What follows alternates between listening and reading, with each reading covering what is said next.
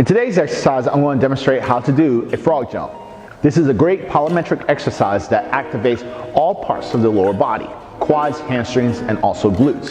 So when getting into the starting position, first thing you want to do is go ahead and get close to the cone if you have markers available, all right?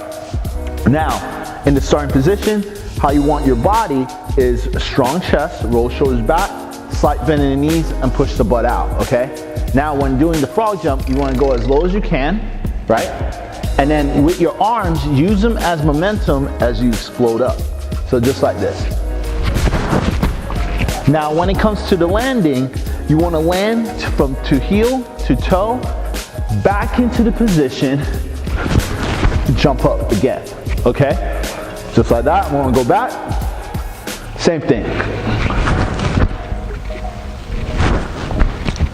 All right. Now, if you can't go that low, it's okay, as low as you can. All right. So go partial squat. All right. And as you can see, I'm trying to keep my back straight as much as possible, keep my chest up. Just like that. This is how you do a frog jump.